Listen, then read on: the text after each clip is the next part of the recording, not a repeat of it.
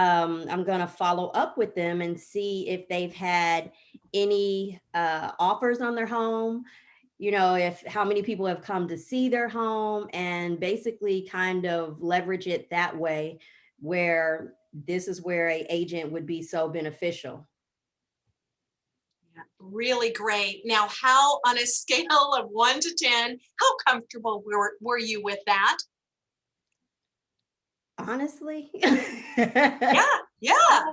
honestly, I was a nervous wreck, and I am I have the innate ability to talk to anyone. It was really nerve wracking. Once I got in there and talked with them, I mean, that was, maybe about a 6 or 7. I know I'll get more comfortable, but it was just making sure that I don't sound like I was coming in there just to list their home. Yeah. You guys, any questions for Shalana?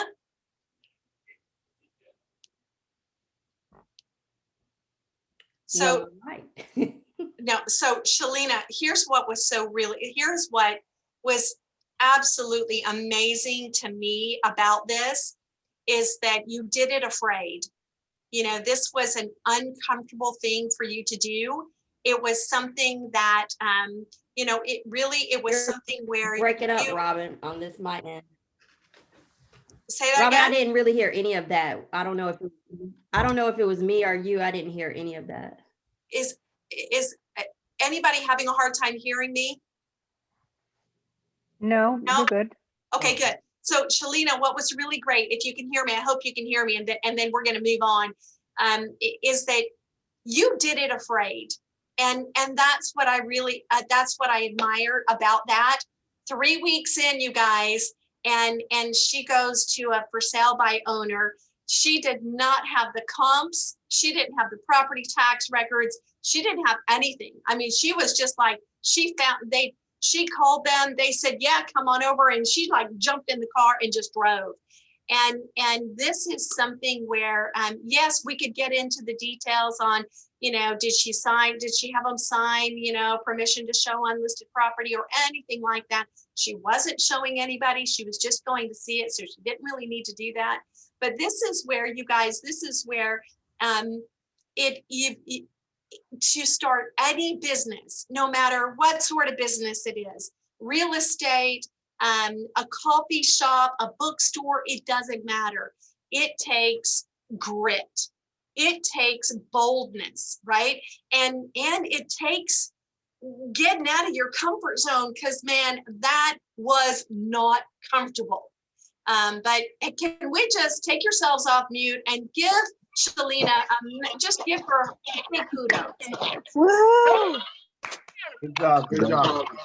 Yes, seriously, that was so good on you, Shalana. And I do hope that they end up. I hope that they end up, just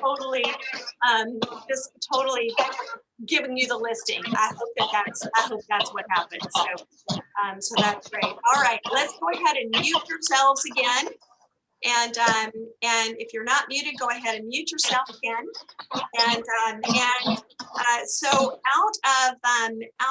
out of your experience, who has done an open house?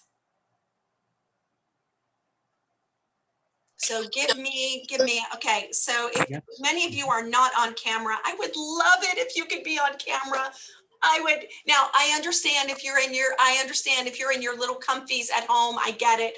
Oh my gosh, look at all those people. Yes. Yes. Do you guys know how hard it is to talk to black screens? Oh my gosh. You don't want to see me though. It's all right, Judith. That is okay. Whoever feels comfortable to be on the screen, man, I really appreciate it. You guys, when I walk into the training room, when we've actually had some people, like last week, Anthony, when you and Sarah and Raven and I think there was somebody else in there at the same time. Oh my gosh, I was ecstatic that you all were here. So thank you for taking yourselves off camera. Okay, or putting yourselves on camera. Give me a thumbs up if you have done an open house. Mary, Myra, Sarah. Michael, 4. I have I have four. 4 right now. So so I'm so glad that you are on, because I'm passionate about open houses, and I'll tell you why. You know, as you all know, I feel like I just need to give this disclaimer all the time, and eventually I won't have to do this disclaimer because I think it's really this important. But I am no longer in production. So when I was in production, and my husband still does this on the team, we are passionate about doing open houses. Now, I got to tell you guys that before I came over to this company, and actually before I went to a mega camp in, I think, 2016, mega camp is the second largest conference that we have each year, that Keller Williams has each year, and it really is phenomenal. Well, here this dude gets up on stage, and the people that get up on stage are people that Gary has seen their profit and loss statements, and he can see that they are not paying for leads. I mean, if they pay for leads, all right, but it better not be a big chunk of what they're doing, right? Because they're not in the trenches that way. They're just paying to have something come to them, and they're spending massive amounts of dollars, and they have this massive business, and yet if they're not making much money because they're paying so much for the business, right? So here came this guy across the stage. He sits down with Gary, and there are 10,000 other people in the conference, right? And we're all sitting there, and this dude starts talking about an open house strategy. And I was really tempted to just check out and go get something to eat, because I'm like, oh, please, I have better things to do on a Saturday and Sunday than to sit there and maybe have 1 or 2 people come through the open house. Mm-hmm. Now, for those of you who have done open houses, has that been sort of your thought process or your experience? Robin, I haven't Go ahead, Kim. I haven't been on an open, I haven't done an open house, but I've been to several. And I just as an observer, I look and I watch all the details, and I've seen some great open houses, and I've seen some really bad open houses. And I just, again, I take the materials, and then I lay them out when I get home, and I compare them to another open house. And then I see some open houses where the agent who's handling it is so overrun with 12, 14, 15, 20 people that it's lined up on the street, and I feel horrid. And so I don't go in. And then there's the ones that there's no one there. Yeah. I've seen the gamut, and I'm just thinking, what would I do when it comes my turn? Well, you're going to know after today's class. Mary, you were going to say something, weren't you, Mary Steele? Yes, I do them every weekend if possible. If I can get a listing for someone, if I can borrow their listing, should I say? Yeah. So I do them. I did 4 last month. I didn't do one this past Saturday, but I'm already scheduled to do one this coming up weekend. I like to do them Saturday and Sunday consistently, instead of just one day. It's all about prepping. I go buy balloons. I have my own signs. I put out at least 4 signs showing them the location, which way to go. I have met some great people. It's all about the contacts that you have when you're in there. I've followed up with them. I have an investor right now that I'm working with that I met at a open house 2 weeks ago. So I think this, if you're not out here every single day getting listings, I think it's something to do to be proactive. I think it's a good thing to do. Thank you for sharing that. When I heard this guy at Mega Camp, I honestly thought I could be out there showing houses to a buyer that's ready to go, right? And I completely missed that mindset right there, that Mary, that you have, is that this is, you guys, it is the best way to get ready and willing buyers, because hello, they're looking at houses, but there are some wrong ways to do this. And if I ever walk into one of your open houses incognito, I mean, it would have to be a really good like makeup job or something. But if I ever walked in and somebody said to me, you said to me, oh, hi, it's nice that you're here. Would you sign in, please? I'm gonna slap you silly, right? Because there are such better ways to get information than that. So we're going to talk about ways that we can get information and get people to give you their information willingly, and you won't feel awkward asking for it. All right. So now what I've done here is I know that that you've received the some of you have received the documents that was sent out that called 3612-3 open houses. I ditched that one because I don't like the curriculum at all. Really great, really great. I like the curriculum. I like the material. I hate the way it's laid out. This that I just put into the chat window, please open your chat window and download that one because that is your student guide. I promise you we are not going to go page by page with this because first of all, that's very boring. And second of all, I really want this to be as interactive as possible. So, because you know what, I'm such a hands-on learner. If we were in the training room, we would actually break up into small groups and just do a little bit of role playing with each other. So I don't know that we can do that in this way, but we are going to do a little bit of role play.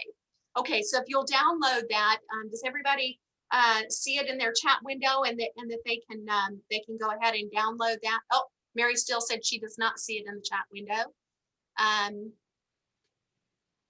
And okay, what's up with that? Okay, here we go. Hang on. Let me do this one more time. You guys, I can't wait until we can actually just. It's there at Okay, the top. now, did it show up? Yeah. Yay. Okay.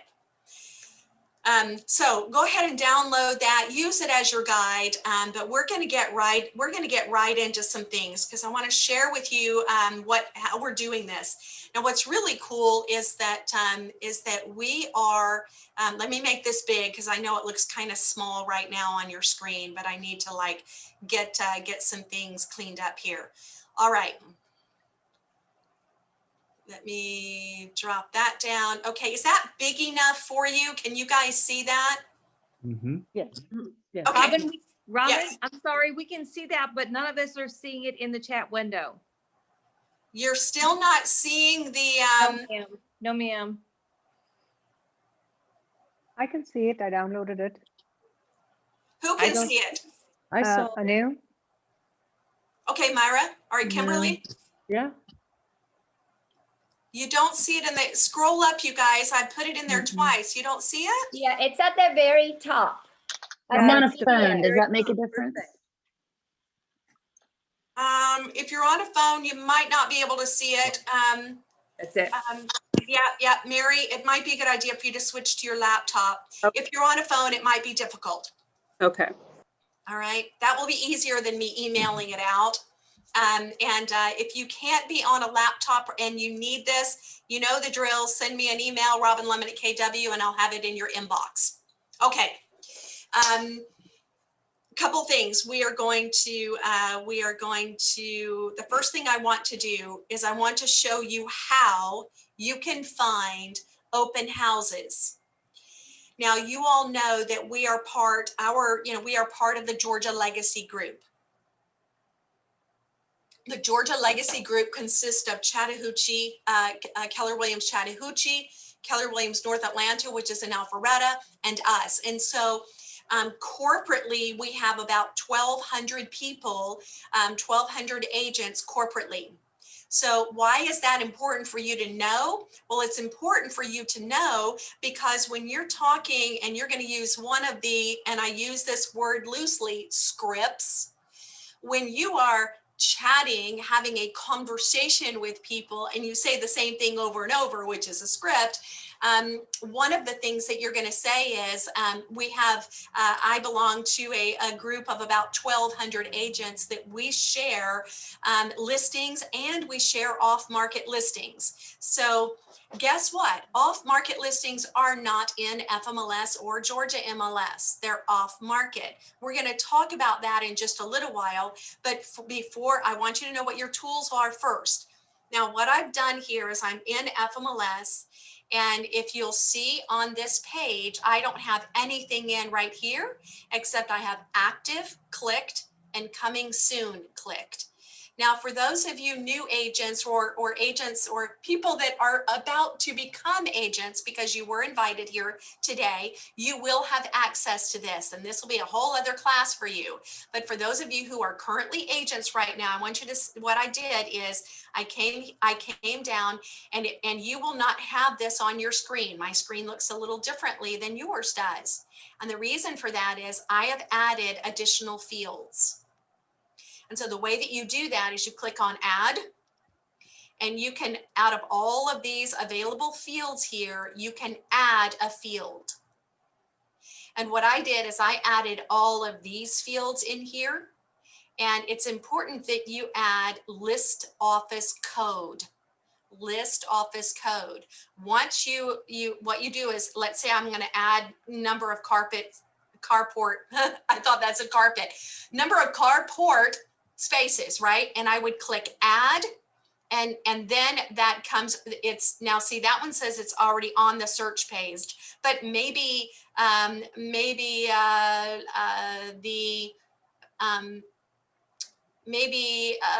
that's not on there. Okay.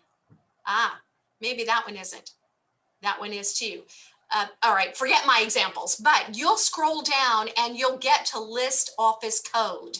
You'll scroll down and it'll be over here, and all you do is click add. And when you're done, then you click back. Okay, and it will show up under this. It'll show up down at the bottom of your screen.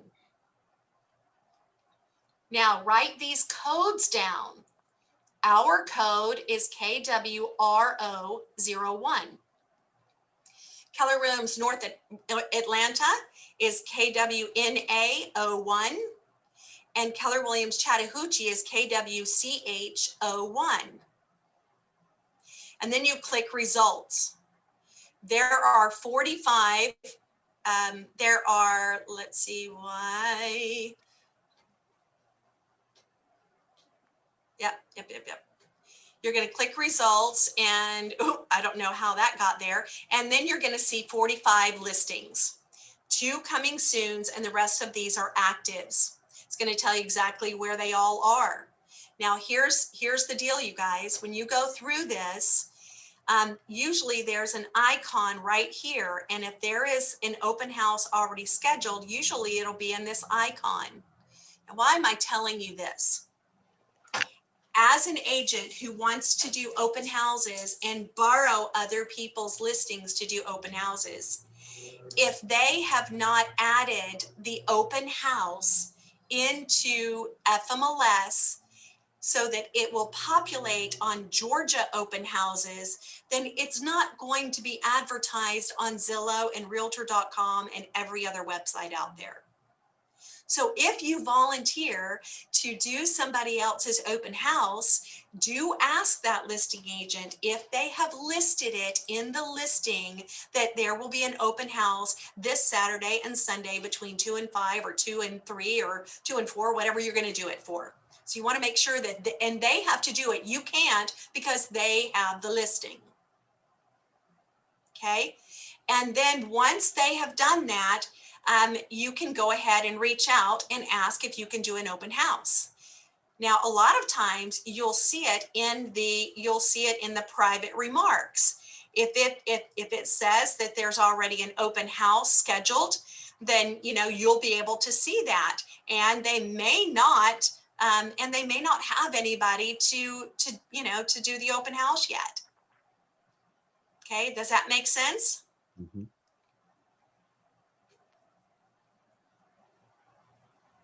Okay.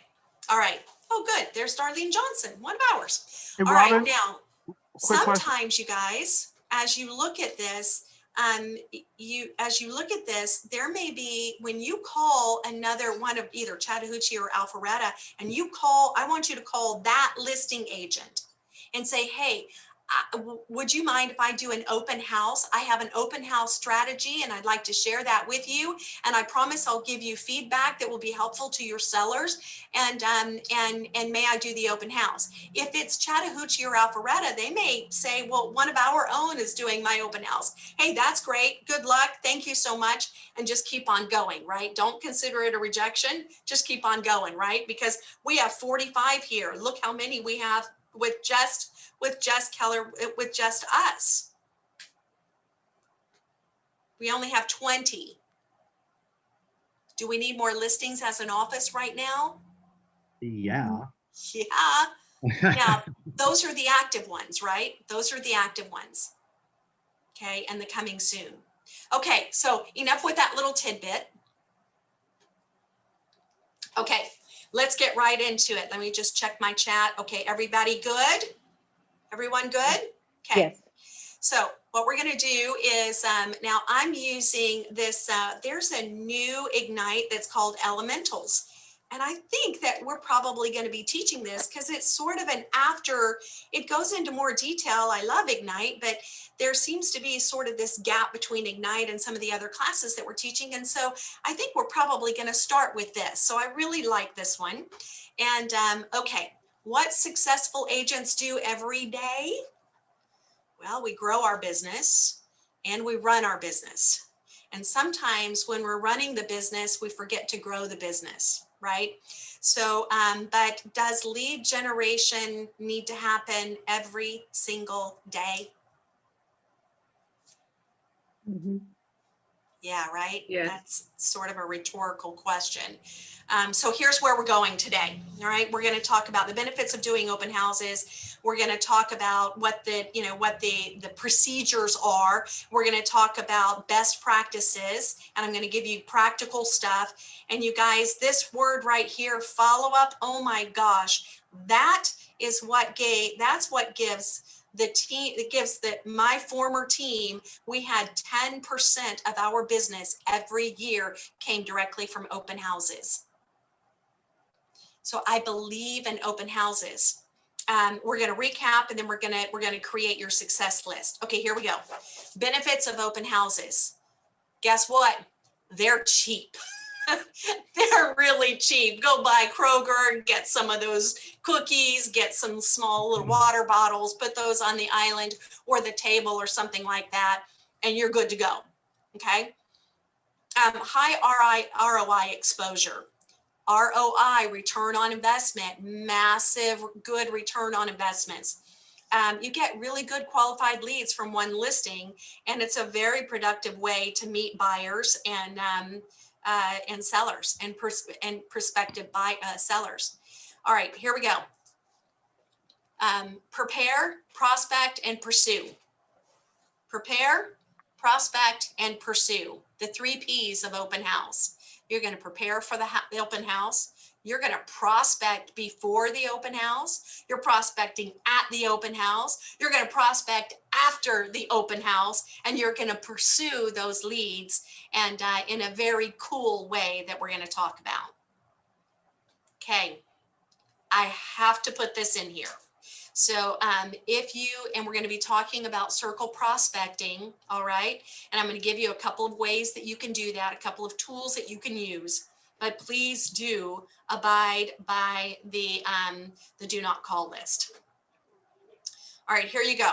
We're going to talk about setting up for the open house. Now, guys, sometimes you don't get word until Friday or Saturday. Somebody, a listing agent goes, I need somebody to do an open house, and they do it on Facebook, and it's Friday afternoon, right? So you may not have time to do all of that. That's why the follow-up is really critical. Okay, it's really critical. So you're going to prepare, you're going to plan for success. We're going to talk about location. We're going to talk about time. We're going to talk about traffic patterns and local practices. Somebody tell me why it's important to know the traffic patterns for that house. So that you know where you're going to put your signs. Bingo. And the easiest way, and you hope that if there is a god awful house sitting on the corner and there's another way to get them into that house and into that neighborhood, you might actually want to try to divert them away from that and into a different way. I'm just joking, sort of halfway. So, but yes, Myra, it is traffic patterns. And guess what? Local practices. So I'm going to stop sharing my screen for a minute because I like to see all your faces. So here it was. We had placed all of our signs. They were up on Friday. Yes, I will do that, Raven. I will put it back in one more time. So here it was. We had posted all of our open houses for a neighborhood in Alpharetta called Park Brook. So if you know Park Brook, you know it's off of Old Milton. It's off of Old Milton and Kimball Bridge, right? And so Alpharetta happens to have some pesky little rules as part of their zoning. And guess what? Every city has these. And these pesky little rules tell you that you can't have signs within a certain foot. Thank you, Shalina. With a certain amount of square feet or of footage to the right of way. So if the corner is here, they might say, there's a horrible glare on that. They might say that I want to put my sign right there in the corner, right? But they say it has to be all the way back here, 20 or 30 feet off the road where nobody's going to see it. So I'm getting things ready for the open house. We put all of our signs up Friday night. Now it's Saturday morning and I've got stuff I'm doing and I get a phone call. And this phone call goes something like this. Complete with the Southern accent. Look, my whole family is from South Georgia and I'm one of the few in my whole family that doesn't talk South Georgian. So I get to do this because I can go all Southern on you. So I get this phone call. Ma'am, this is Mr. Walter from City of Alpharetta zoning. And ma'am, are you aware that that your signs are they're not in compliance and we need you to come out and replace all these signs? And of course, you know, my stomach, literally my heart drops into my stomach and I'm thinking, I don't have time for this. And how did we break a rule? What? Oh, you know, and then, you know, and I'm like, well, no, I wasn't aware of that. And, you know, and we'll get that fixed right away. And you know, because we'll have to toss all those. No, we'll get it taken care of. And then the guy on the other end of Mr. Walter starts busting up laughing hysterically. And he goes, oh, I'm just joshing you, Robin. This is DC Aiken. And now DC Aiken used to serve on the city council for Alpharetta and happens to be one of the lenders that I refer to. I never even recognized. And so I'm like, you are busting my chops. Dude, this is wrong. It's all kinds of wrong. And we just laughed and everything. And he said, no, but seriously, you are seriously out of compliance.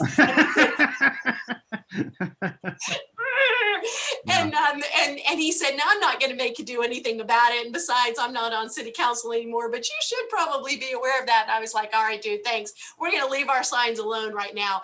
Well, then, of course, I told my husband that, and he's like Mr. Rule Follower. And he was like, well, we're going to make sure that we follow those rules. So hello. Yeah, you do need to know the best practices. All right. So let's talk about the setup. I can get back to the slides, but I just want to talk, you know, it's just you and me here. It's just you and me. So here we go. If you do not have at least 10 signs, Mary, I'm so proud of you that you've done 4. That's awesome. Some people only do 1 or 2. Okay, 4 is great. More in this situation, more is better. Yes. More signs are better. Okay, now let me give you a couple of practical tips. So after we went to that mega camp, and we heard this dude talk all about open houses, and Gary's grilling him. Well, this guy, his name is Chris Suarez. Chris goes to a city where he had never done any business. They relocated there. He had to build a business from scratch. So he started doing open houses everywhere he could. Now get this, write this down. This is the best tip. And one of my busiest open houses was after work from 5 to 7. Now, if you think about it, how great is that? Because people are driving home after work. Oh, kids are at home already. I think I'll go see that house, right? And so the one of ours that we did from 5 to 7, I literally had to push people out the door at 7:45. Wow. It was a revolving door. And literally somebody that came to that open house had a realtor, which was great, had a realtor, put an offer on it the very next day with his realtor, and they got the house. So I have also done open houses in the mornings between 8 and 10 for the moms dropping their kids off at elementary school and middle school. Okay, so those are good times to do them as well. If you're going to do that, you're going to have coffee and donuts. If you're going to do it in the evening, you're going to have cocktails. No kidding, I didn't just say that. So you can do them anytime. Well, this guy was doing them, and he literally built up his open houses where he was known as the open house king. People wanted to give him their listings because he sold lists. This was before 3 weeks of inventory on the market, right? This was when you were doing business as usual, and people didn't know him from Adam, but they loved what he was doing. And next thing you know, he became the #1 agent in about 3 years in that city, and then walking up on stage with Gary Keller. I think his open house strategy, you guys, he had made it like these major events. I don't think I'd want to get there, but he made it because he'd get 2 or 3 listings in one neighborhood. He'd have the radio station out there with the DJ. He'd have the big bouncy houses, food trucks. I mean, it was like major events going on. So all of that's great ideas. So we don't have to go that much, but I do have some things that he talked about that I immediately implemented. And one of that was this. One of that was the signs. We had these custom made. Well, if you're just now starting out in the business, then I would suggest you just use generic signs like I used to, because these bad boys are expensive. And when the lawn people, if you forget to pick all of yours up, you lost about a $12 sign. That can certainly add up. Now, did you notice something, that there's a rider on top? Because what you're going to do is you're going to go to FMLS, and you're going to buy some for sale, some open house signs, and it will already have the KW logo on it. And there can be spots where you can put the address in. Do not do that. Don't do it, because you're going to put the address on something that now you can't reuse it. Okay, so what you're going to do is you're going to take that open house sign, and you're going to go put it in the neighbor's yard, and you're going to put a rider on top that says when it's going to be open, and you're going to do it on both sides. And you're going to put that in the yard of that house as early as you can. We like to list houses on a Wednesday or Thursday, and then put the sign in at the same time we put the yard sign in, the same day. So it hits the market. We put the open house in FMLS and Georgia MLS. We put the sign in the yard, and we go ahead and start advertising for the open house that weekend. if it isn't your listing, you won't have this much control.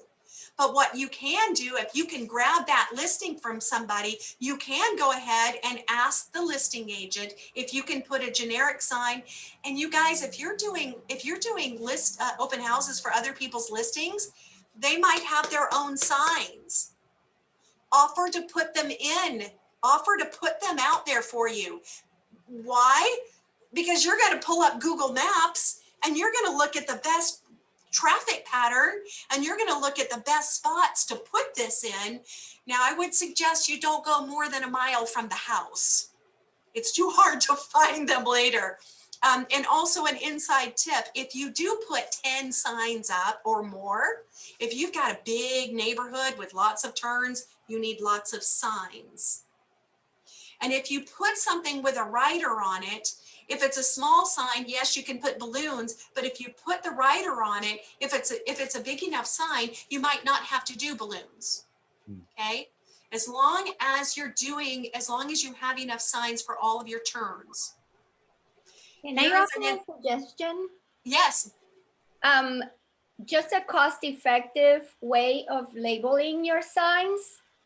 I laminate it yes, and I put Velcro in the back and then I just switch them. perfect, See, perfect. because those riders get expensive because you have to have both sides. Yeah, So this is a little cheaper. that is a with great this. idea. I love that idea. You guys write that idea down. That's fantastic. And Office Depot we have a really steep discount for printing, and they can laminate and print for you. And Can you put that info in the chat box? sure. Thank you. Yeah, that'd be awesome. So the reason why that's so important is when you put this in the sign in the front yard, if you don't have open Sunday and open Saturday, somebody will actually think there's an open house that day. So you got to make it really simple for them and make sure you've got the sign on there. Okay. Now you can also do that so that if you are going to put them at different places, different locations, just print yourself out a map. Go to Google Map, print out the map, and just, X marks the spot at the different places, just so you don't forget them. Yes, Michael. Thank you so much. You rock. The sign was just fantastic. I know you said they can be a bit pricey, but where did you get those? Can I ask? Yes, and this is a great time to ask this question because Oakley signs, it's just like the sunglasses, Oakley, Oakley. Now we've got family reunion coming up next week. And Correct. If you guys have not signed up or gotten your free ticket, sign up for your free ticket. This is that idea. I mean, I went to a mega camp and let me tell you something, that was when we had to fly to Austin and the hotel and the food and all that other stuff. That was worth its trip, paid over 10 times. At least 10 times. 10% of the team's business comes from open houses.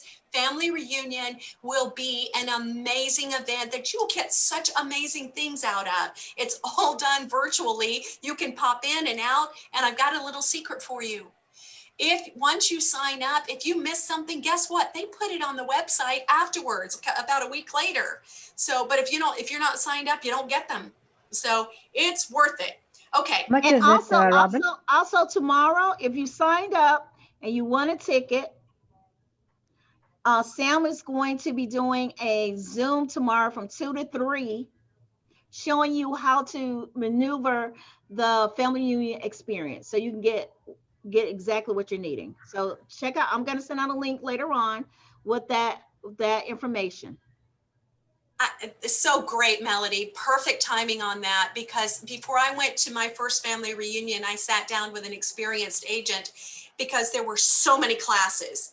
And where do you go first? And so it can be a bit overwhelming. And so I'll tell you how I go to family reunion is I go with very specific, if I'm working with a lot of buyers and I just need buyer information, I'll go to all the buyer classes. If it's listings, I go to all the listing classes. If it doesn't apply to my business right then, I just ignore the rest of it, right? Because it's designed for everybody in different phases of their business. Robin?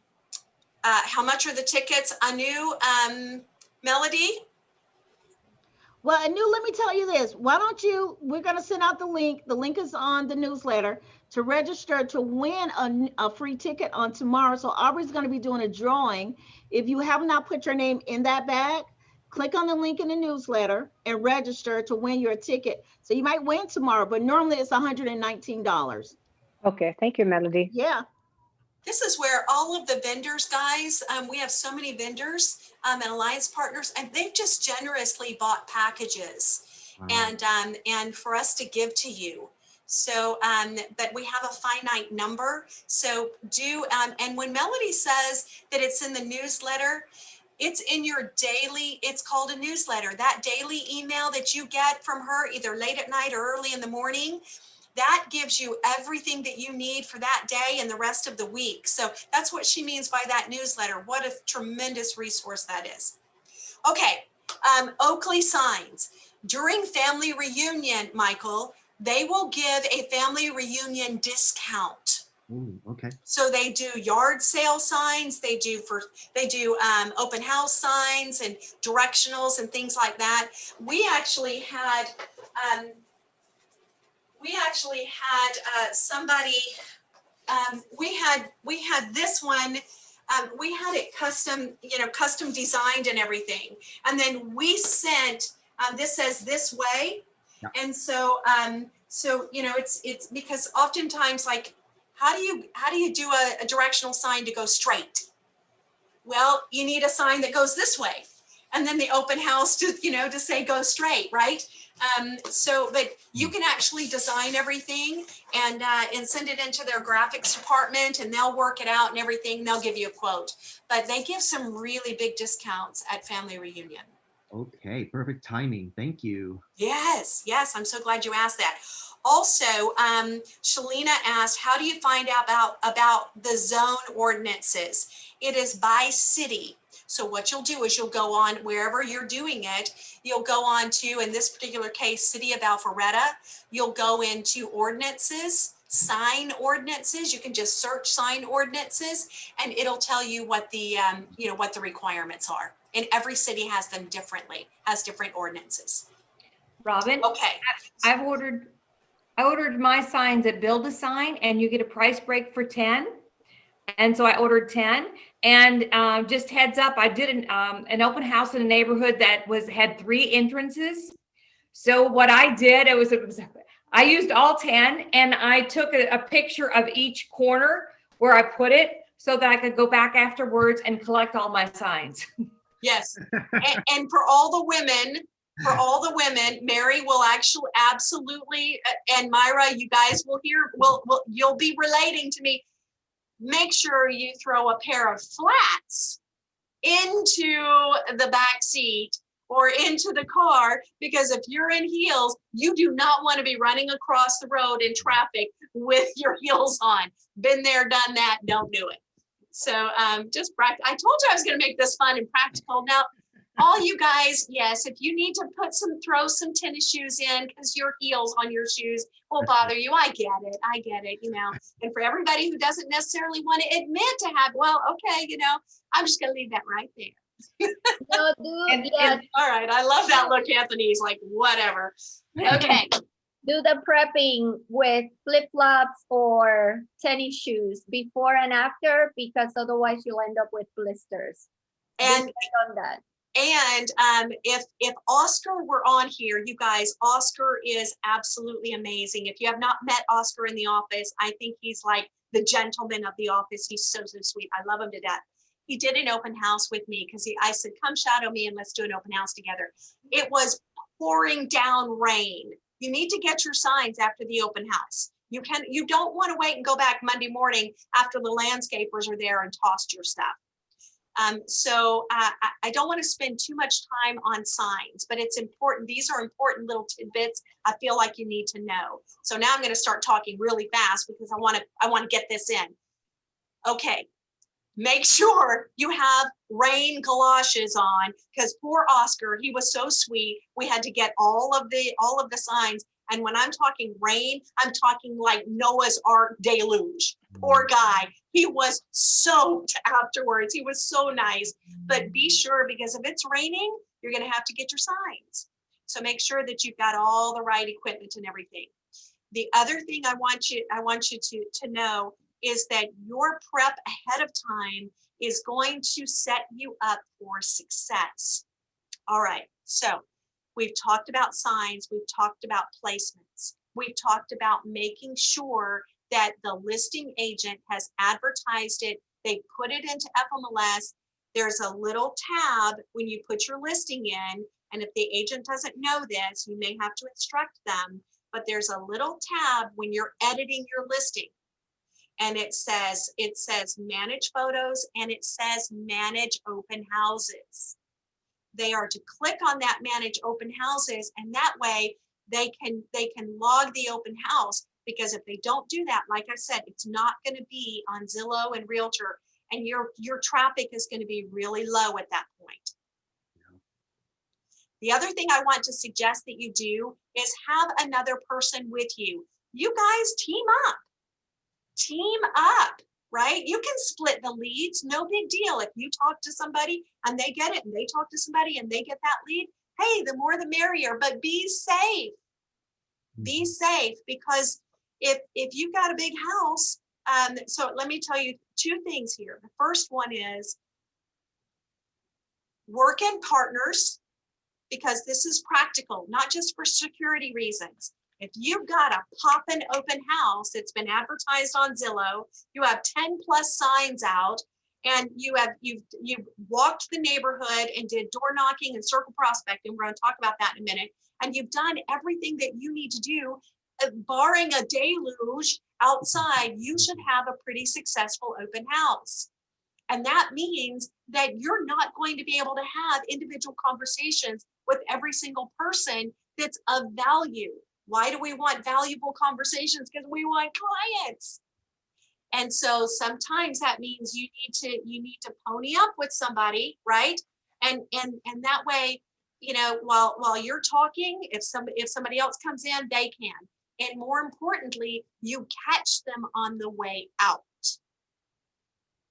If you don't catch them on the way out, you're not going to get the information that I'm going to tell you, how to get their email and their phone number and their information, because you're not going to get that up front. You're going to get it at the end. And you'll understand why I say that in a few minutes. So that's why it's going to be really important that two of you do this together, because this is how you get their information. And this is the only way you can spend time with each person. Sometimes you'll miss them, and that's okay, but try to get the majority of them. So buddy up. I want you to write this name down. Oh my gosh, Ashley Johnson. Write the name down, Ashley Johnson. Why is this name important? Because over in Cherokee County, there have now been two of our own agents and several other agents in other offices. There is a gal by the name of Ashley Johnson. She will sometimes have her daughter or her little baby, or she'll have her 10-year-old son, and sometimes her mother-in-law. We assume that all of these are true people, that, you know, maybe it's a mother-in-law, maybe not. So 2 scams that she's doing. She is going into the owner's medicine cabinet and wiping out their prescriptions and taking whatever it is that she can. Oh my gosh. And it is, if it's just one agent and it's a slow, there's nobody else there, then she'll typically say, oh, can my son just stay with you? And I'll just do a quick run through. I've got to drop him off someplace, right? Or would you mind just watching my baby in the stroller? I'm just gonna take a quick run through. And it's quick enough for her to get whatever she wants out of there. And her name is Ashley Johnson. So it's happened with 2 people on the Curtin team. And we had just given the announcement, and Melinda, yes, it was Melinda that had happened with Kanani, and then I think it was Melinda that it happened to, and she recognized the name, and she looked at the 10-year-old boy, and she realized that the girl was upstairs. She took off running upstairs And the boys started yelling, "Mom, Mom." And by the time that she got up there, either Kanani or Melinda, and by the time that she got up there, the medicine cabinet door was open and the woman had stuff in her hands. So the woman threw the stuff down and ran out the door. So Cherokee County is aware of that. So this sort of stuff happens, you guys. This is why it's important to have two people, and that you tell all of those listings, those sweet sellers, lock up all of your stuff. Michael. Was there a description maybe? Because she can change her name. Who knows? She can. Yeah. Yeah. It'd be amazing if she kept on using that name Right. after we've all been made aware of. But Okay. But usually you she know her comes in with a description? baby or a son or something like that. That's kind of part of her pitch. that's her MO. Yeah. Yeah. What does she look like? That I don't know. I'm surprised that we probably should put that in, but I don't know. Yeah, that's okay. All right. Okay. So enough of the practical to-dos and prep. Okay. You put all of your signs in, right? If you have the luxury of knowing that you're going to be doing the open house this Saturday and or Sunday, and it's Monday, okay? It's now Monday, you're going to go ahead and start preparing. So what you're gonna do, and let me get back here because there's a, where is my, is it this one?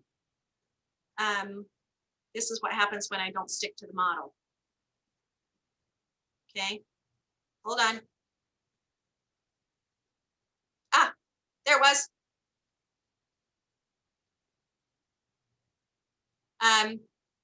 Some practical stuff. Charge your cell phone. Let somebody know where you are. If you are doing this, guys and gals, please don't do your open houses alone. It just doesn't make sense. There are too many of us that want, there are just too many of us that want to, there are too many people that want to learn. So why not? Mary, if you ever want somebody to shadow you because you're doing a great job at that, you know, just raise your hand and let us know that somebody can shadow you. And guys, if you're shadowing somebody with an open house, that may, you know, it's going to be up to them whether or not, you know, they're going to, you know, I always let somebody take a lead. If they did really well with them, they can have that lead that they were working with, right? That person that could potentially be a lead. Okay, let's back up. It's Monday, right? It's Monday, and you have identified the open house that you want to go to. Here's what I'm going to suggest that you do. On Monday, you're going to go ahead and call Circle Prospect, the neighborhood, and say, hey, I'm doing an open house at 123 Main Street this Saturday from 2 to 4. And I'm doing a sneak peek just for the neighbors. Would love to have you come by between 1:30 and 2 so that you can see what the sellers have done and just kind of see, you know, what's up. So you're welcome to come by anytime between 1:30 and 4. But I'm doing a special sneak peek just for you guys if you'd like to come by between 1:30 and 2. Didn't want to bother you with anything else, but I just wanted to let you know. Have a really nice day. And before you say, before they're going to say, wait. How much is the house? And you go, oh, I'm so glad that you asked. How much do you think it is? Well, I don't know. You tell me. We're listing that for $425. Really? Do you really think you're going to be able to get $425? Yes, I actually do. I mean, that we have 3 weeks of inventory right now, and interest rates are about 2.5% to 3%. And we just, most offers, you know, almost half of all offers are getting multiple offers. So, you know, almost half of the listings are getting multiple offers. So yes, I do believe we're going to get at $425, if not higher. Well, that's just fantastic. Well, thanks for inviting me. That's really great. And now you don't hang up. You say, well, you know what? Just in case you don't come by the open house, why don't I give you a call once it goes under contract, and that way you'll know how fast it goes under contract. And he'll say, well, that's good. Yeah, that's great. Well, okay. Why don't I get your email address? It might be easier if I just email it to you as well. Well, sure. It's john@gmail.com. That's awesome, John. Thank you so much. I really look forward to meeting you face to face on Saturday. Now, you guys, did that sound like a script? Sounded No. really casual, like Natural. yeah, natural. Okay, that's how it should be. The moment that you sound all scripty is the moment they've checked out. Done, right? They don't want to come see you. You sounded like a robot. You're reading off of there. We are having and we're doing a sneak peek between 1:30 and 2. Do you think you would like to come? Oh, please, just be you. People want to do business with you, right? Now that's going to be on Monday. Now, how do you circle prospect if you don't have that tool? Couple of things. If you're in productivity coaching, that tool is available to people that are in productivity coaching. But what if you're not in productivity coaching? I got a good one. Forewarn. Forewarn. It's an app.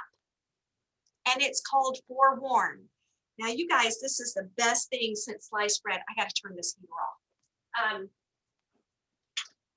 Okay, sorry about that. Forewarn is it is an app that number one, it gives you the address of the person. It gives you obviously the phone number of that person, and it's going to tell you if that person has some sort of, if he's a dangerous criminal. It's called Forewarn. It costs you every month because it is an app that they do provide service to you. How you can use this as a productivity tool, not just as a security tool, is that you can, in Forewarn, you can actually identify within a certain radius, you can identify people that you can call. And the numbers are a whole lot more accurate on Forewarn than they are using Circle Prospecting and Cole Realty resources. How do you spell that again? It's called Forewarn, Forewarn. It is an app. It's called Forewarn. But you will still have to check the do not call list, correct? Correct? Okay. Yep, that's the problem of not using a service like Cole Realty Resources. And Cole Realty and almost any of these, Vulcan 7, almost any of these data services, really the numbers are only about 40 to 50% correct. So that's where Forewarn is a little bit more accurate, but just have your do not call list open and just run that number, okay? It's not like you're dialing 100 people in an hour. So it takes a little bit more time, but definitely worth it, because when you call them and tell them you're doing an open house, and then on Wednesday, you knock on all the doors from 5 o'clock to 7 o'clock wearing your badge with a big smile on your face, and they open the door. You're gonna step back. When they open that door, you're not gonna step forward, you're gonna step back and let them know you're no threat, right? And also, if it is a bad person, you don't want to get yanked in. So just step back, right? And just say, hey, I'm Anthony Pizarro, and I called you on Monday. And if I didn't talk to you, I wish I did. Hey, I just want to let you know that I'm doing an open house this Sunday from 2 to 4, and doing a sneak peek for the neighbors from 1:30 to 2. And I'd love to have you come by. What we have found is that so many people know other people that would love to be in that neighborhood. And houses are going in a hot minute, like in hours, and at least the good ones are. So, hey, I just wanted to invite you over to the open house, and this Sunday from 2 to 4. And of course, they're going to ask the same thing. Well, how much do you have it listed for, right? Engage as much as you can. And you just say, by the way, you know what? If I'm happy to let you know when it goes under contract, would it be easier if I email it to you? I promise I'm not going to spam you, and don't spam them. Do not spam them. Okay, because you're getting permission to communicate with them about that particular house. Now we're going to expand on that, how you can talk about other possibilities, but for right now, you're only going to communicate with them about that house. Can you tell them how much it's under contract when it goes under contract? I don't think so, no? That's right. No. You should all be shaking your head. Yeah. You are not allowed to disclose a sales price before it has officially Because closed. it's only between those two parties. It's a very contracted discussion there. That is right, Michael. What would happen, you guys, if you told, you told Mr. Jones over here that it was, that you have it under contract for 425, and Mr. Jones' daughter is one of them that missed out on the multiple offers there that you had. Right? And so now you have just not done well for the seller. Right? So that's why you can't do that. You have a fiduciary responsibility to keep everything loyal. And when you're doing an open house for somebody else, those same rules apply. All right, Michael. Real quick on that Forewarn app, I actually just heard about it last week from Kathy Ray. Yeah. And she said that if we reach out to Aaron Putnam, that we can get maybe some sort of, I don't know if it's a code or something for reduced pricing. Do you know much about that? Erin's on vacation this week, Is she? Okay. and so I will shoot her an email and ask her if there's something that she can do there. So let me write that down. Yeah, it was $24.99 is the monthly rate for the general purchase, but I heard with the code it's like $12.99. So Yeah. But I haven't been able to confirm that. I just wanted to pass along the good news from I'll Kathy. find out. Yep, I'll find out. Okay. And shoot, that's super cheap. Yeah. That's fantastic to be able to find out. And guess what? You will always use this. You'll get a random phone call from somebody that that says, "Hey, I'm interested in buying a house, or I'm interested in you listing my house." Is the guy or gal the person that they say they are? Yeah. Let me give you a little bit of a very quick story. I have lots and lots of stories. Excuse me, So let me give Robin. you a real quick story. So Robin? yes, Can you hear me? I had my hand up. I don't know if you can see that. Judith, I didn't see that. Talk to me. I'm confused about what you're explaining with this forewarned. When you say you call I wasn't clear exactly what it's for. If I'm calling someone, you're saying like cold call from getting their information from this. So when I call someone from that, isn't their first question, well, how did you get my number? Like, I'm trying to figure out what is this for on a practical way. Okay, great question. So what this is for is in a practical way that you can call that neighbor and invite them specifically to the open house. If that, and you know what, you guys, when you call people out of the blue, some are going to be cool and some are going to be like, yeah, don't call me again. And that's the way it is. Now, Judith, if they were to ask, well, how did you get my number? And you can say, quite honestly, well, you know what? I have an app that allows me to pull the numbers of people in a neighborhood.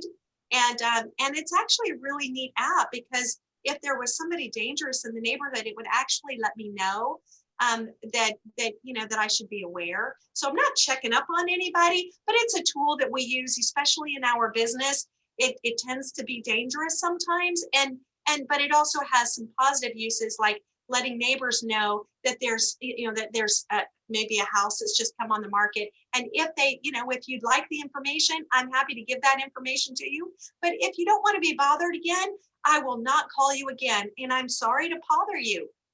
And at that point, Judith, either they're going to say, yeah, thanks, or they're going to say, no, that's okay. I was just wondering how you got my number. Okay, thank you. You're very welcome. Okay, so where was I? You were talking about knocking on doors on Wednesday and say, hello, I called you on Monday and I'm here to personally follow up. That's exactly right. And then you're going to do the same thing on Wednesday. I have an open house, right? And then on that Wednesday, then that Saturday morning, what are you going to do? You're going to go to the other houses that you didn't reach. Okay, so you might just go around 20 or 25 houses. Now, I'm teaching you this stuff. I've never knocked on doors, except for one time, and I hated it. But guess what? Right now, if you can go to just a few doors right around there, they will be appreciative. Here's what you don't say. Mary and John over at 123 Main Street wanted me to come by to let you know that we're doing an open house. Unless Mary and John at 123 Main Street told you to say that. So don't go and lie about their neighbor saying that they told you to come. Okay, door knocking is very effective when you use circle prospecting on the phone with forewarned. Judith, you had your hand up again, or was that from before? That was from before. I have a question now, Ms. Robin. Yes. What tool did you say can be used that's in PC to get the neighbors' numbers and information? There are two. There's the forewarn, and that's how you can get, and the other one is called Cole Realty Resources. And there will be a whole other class that somebody is teaching coming up on circle prospecting. Okay, so so you'll get even more information then. Also, Paul Tully here in the office, he loves doing circle prospecting. So if you ever want to hear how he does it, he loves to have people watch him, and he will help you all day long. And this is what he sounds like. Hey, Kimberly, this is Paul Tully. And how are you this morning? Fine. Who did you say this was? It's Paul Tully. I'm over here at Keller Williams. So look, there was a listing, a house that just sold in your neighborhood, and I just wanted to say that it sold for $350,000, and that I'm a real estate agent, and we track all of these numbers, and I just wanted to make myself available. If you ever have any questions, I'd love to talk with you about that. Done. He's done. And if somebody says, well, I've been thinking about it, now he takes down the number and he goes and talks with them. So if you ever want to see how that's done, Paul is the master. Okay, got to move on. Okay, let me get back here. Now, so that's on Wednesday. Saturday morning, you've done that again. You've gone through and you've door knocked again. Now, on Tuesday, you are sending, you're putting a social media post on your Facebook page that you're going to be doing an open house. And you're not going to say, I'm doing an open house. You're going to say, my team and I are doing an open house. Why would I tell you to say that? Safety.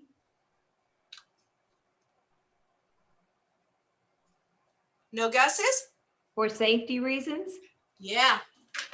Because if you say, I am doing an open house, that means you are there alone and any predators can see that. Again, be safe. I think it's horrible that we have to talk about this, but it is what it is. It's a strange world in which we live.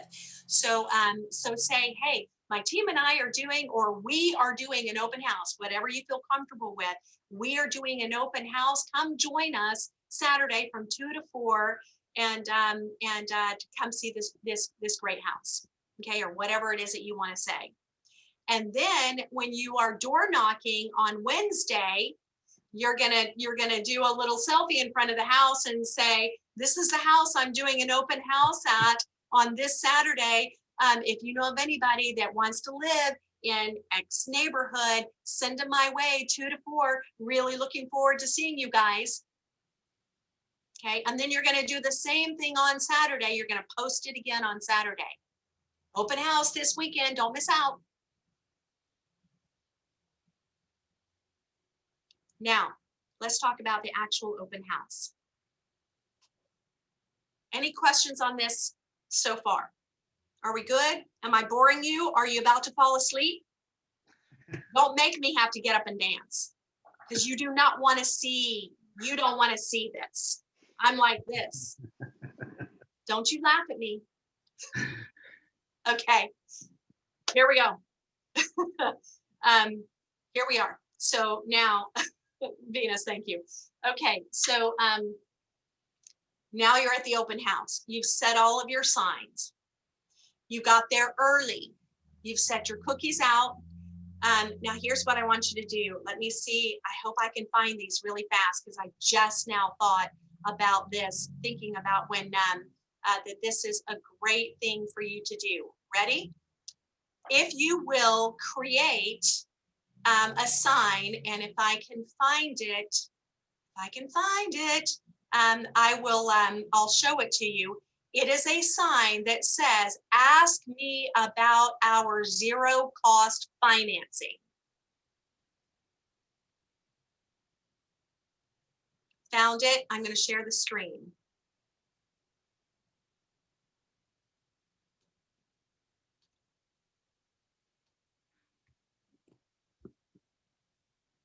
There you go. Simple. Ask us about our zero cost mortgage. You know those little plastic, things that you put your flyers in? Well, there are some that don't have the pouch where you put the flyers in. It's just a blank plastic thing that you can slip a piece of paper in. You get those and you do 2 of these signs, and you put one on the kitchen table and you put one up on the master bath and on the master bathroom countertop. Okay, ask us about our zero cost mortgage. You can also put in, ask us, want our home buyer's guide? Ask us. Would you like a home seller guide? Ask me for the home seller guide. That's what you say. Ask us for your own home seller's guide, or ask for your home buyer's quick tips. Whatever you want to put. And you're going to put about 4 or 5 of these around the house because they're great conversation starters. Doesn't everybody want to know what a zero cost mortgage is? By the way, you guys, that's called Keller Mortgage. Okay. You're in the house. You've set up your signs. You have the flyers. Let me give you a hint. If you will reach out to Kathy Vitale, and Kathy Vitale, she's here in our office. Her information is on the back of the newsletter, and it's also on our intranet. Kathy Vitale's number is 770-540-5566. If you are doing an open house, you can ask her, make sure you don't do this on a Friday because she's not going to be able to get them to you by Friday. If you know on Monday, Tuesday, or Wednesday that you're doing an open house on Saturday or Sunday, then you call her or text her and say, hey, I'm doing an open house at 5480 Park Brook Drive. Listing number is, the listing is Joanne Curtin's listing. And would you make some flyers for me? She will make some flyers for you. And on that flyer, it actually gives examples of how much the mortgage would be. Nice little tool, right? And you can say, if you can print them, that'd be really great, and just stick them in my mailbox. And they would be happy to do that because now they're getting some advertising as well. Okay. Now, so what you're going to do is you've got the flyers out, cookies, blah, blah, blah. Neighbors come. There are 2 reasons I told you to do a sneak peek for the neighbors. Because the moment, and Mary is I think you're smiling because you know about what I'm about to say. Myra, you too. So here it is. You got all kinds of people in there. And here come the neighbors. And you got 3 of them, chatty Cathy's. And they're coming through the open house. Oh my gosh, do you remember what this looked like in the beginning before they did all that? And oh, God forbid somebody died in the house, okay? Because, Harry died in the house, or whatever it is, right? You make up your own scenario and, and then next thing you know, it's like the neighbor, everybody that's going to this open house, they're like, did you just hear that? Let's go. Or they get talking about, you know, other people in the neighborhood. Ooh, who wants to be in a neighborhood where there's, you know, where there's just gossipers? And it's like, I don't think I want this house. Come on, honey, let's leave. So that's why. So number one, it's for practical reasons. You try to separate said people. You might not be able to, but every once in a while it has happened to me. And that's when I'm like, why didn't they come to the private open house, right? Now, the other thing about this, and the reason why you want to invite the neighbors, is because of a very important reason. You knocked on their door on Monday, or you called them on Monday, you knocked on their door on Wednesday, you knocked on their door Saturday morning, and you have been proactive, and now you've invited them to come earlier for one reason and one reason only. You want their business.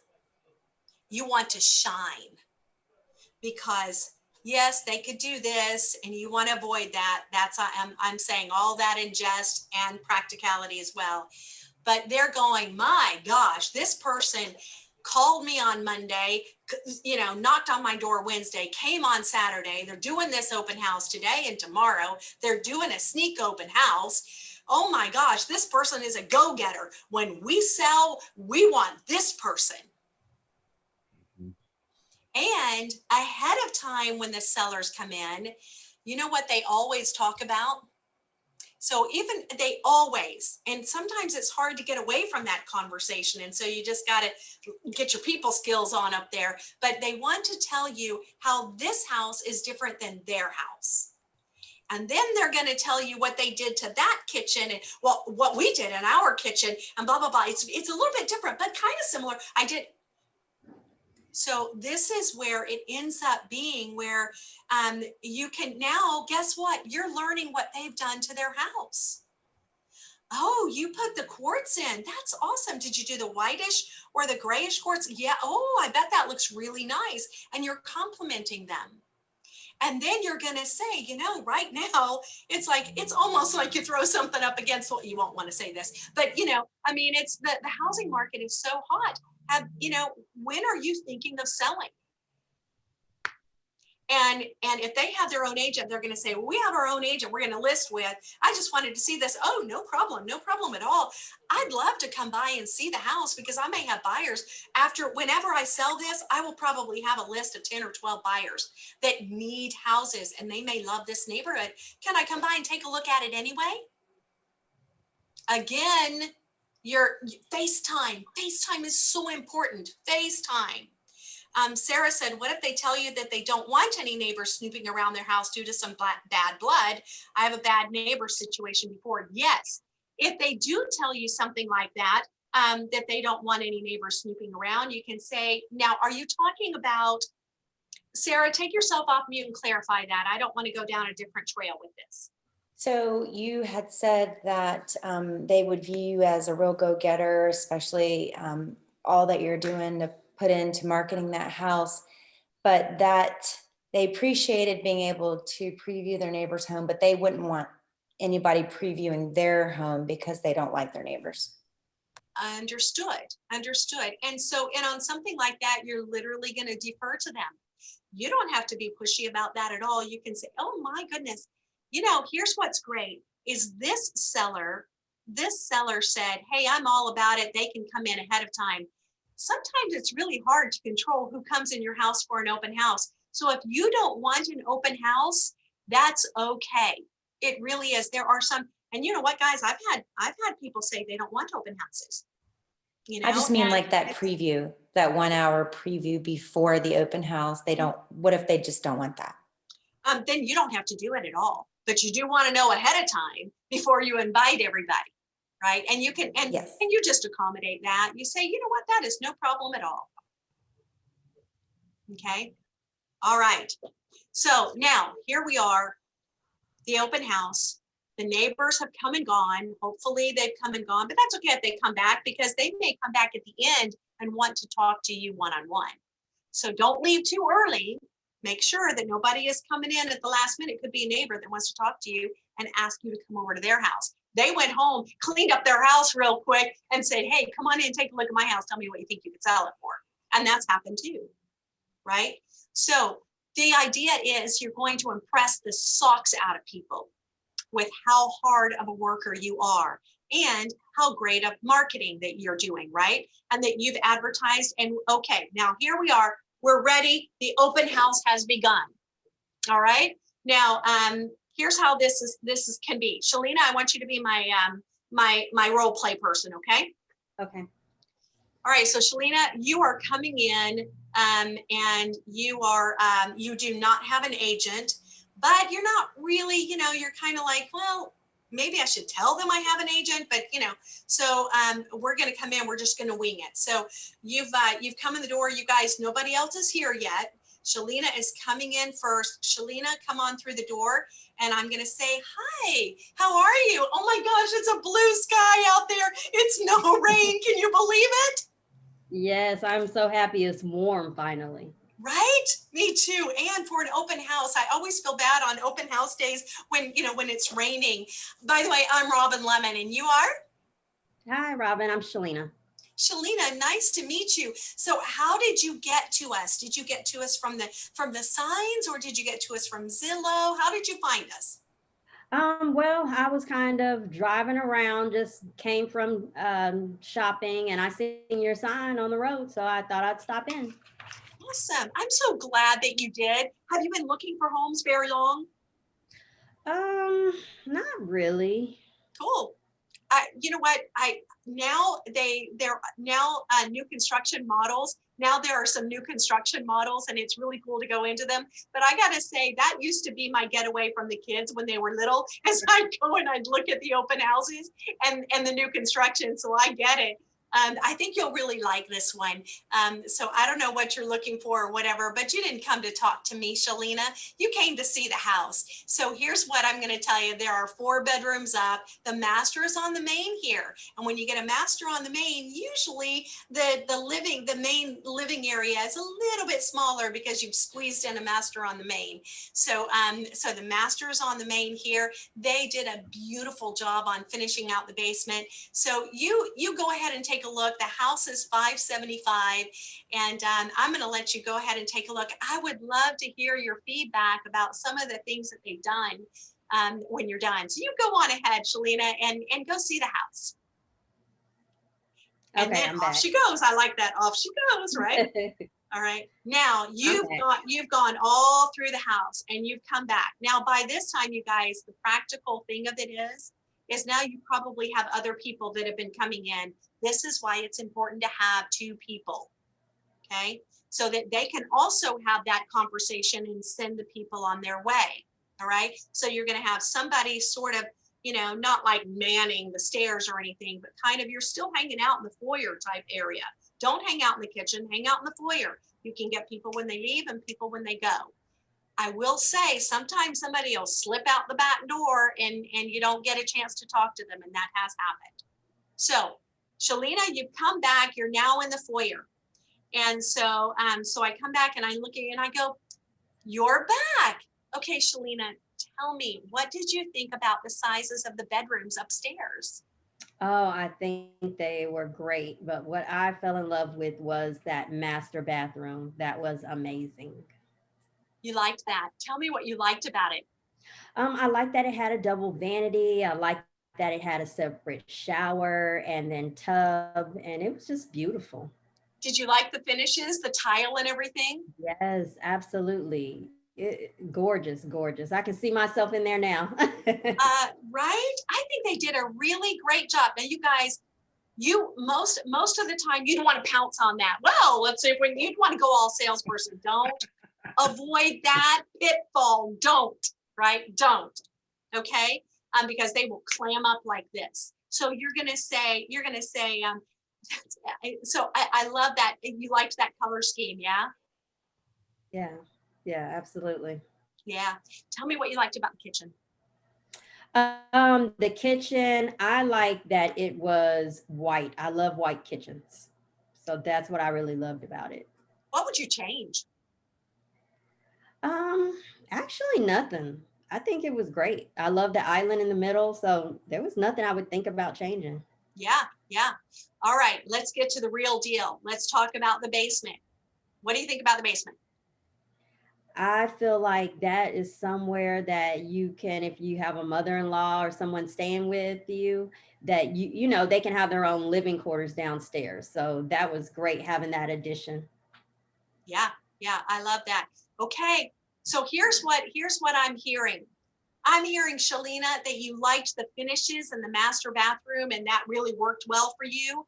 And that you really liked the color scheme in the kitchen. And now, do you have a mother-in-law that has to, you know, that's going to be living with you? Hopefully not, but yeah,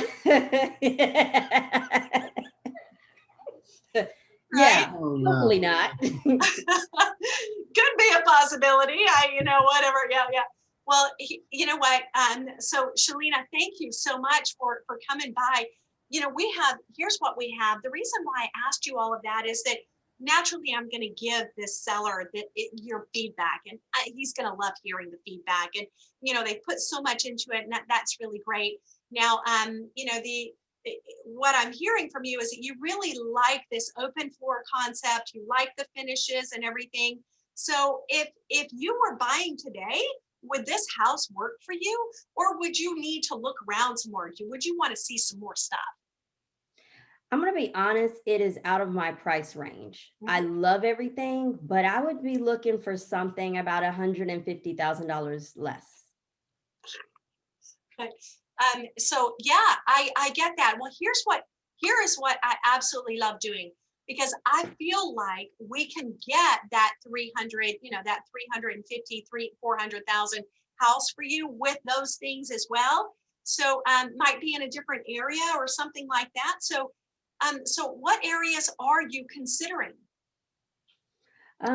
Sandy Springs, kind of that area. I'm kind of new, so I don't know. What would you suggest, you know? Yeah, yeah. So then, guys, this is where you're just going to continue to not ask questions like you're checking off a list, but be conversational. Don't just ask question after question after question, because here's what you want to do. You want to get to the point where you say, you know, I just saw a listing that could be just a great fit for you. Would you be offended if I sent it to you? Absolutely not. Write that word, that phrasing down. Would you be offended if? Because no one wants to offend somebody else, especially somebody that's being nice to them. So would you be offended if I sent that listing to you? And maybe I can send a few others that could fit your criteria. Would you be offended if I did that? And they're going to say, no, I wouldn't be offended at all. Now, here's the part where you're going to hear whether or not they have an agent that they're working with. Did you notice I never asked if they have an agent? I never ask if they have an agent, because they might say, oh, I have an agent, because they don't want you to sell them. They don't want to feel sold. They don't want you to get all salesman-y on them. So coming right in, a lot of times they'll be like, I have an agent, I don't need it. Great, great, enjoy 450,000, blah, blah, blah. And I'll see you when you get back, right? You're just gonna be as friendly as everything, right? And then now's the time. Would you be offended if I sent? And we also have off-market properties. Let me tell you how this works. I'm in an organization where we have about 1,200 agents, and we share with each other when we have a listing coming online soon. We're finding a lot of sellers want to fix their house up before they get it ready to sell. So a lot of times where, you know, sellers are painting, they're doing, you know, they're painting, they're maybe putting some, you know, quartz or granite in. And so, you know, we have about a 3 to 4 week period in which oftentimes even though the listing agreement has been signed, but we have a little bit of time where it's considered off market. Now, I can't show that house to you yet, but I can send you the details on it. So would you be offended if I sent some off-market properties to you? No. No, wouldn't that be great? So here's what I'm going to, and then this is where Shalina's going to say whether she has an agent. And if she's loyal to that agent, she's going to say, you know what, I have an agent. And you're going to say, great, give your agent my number. I knew I'm going to answer that in just a minute.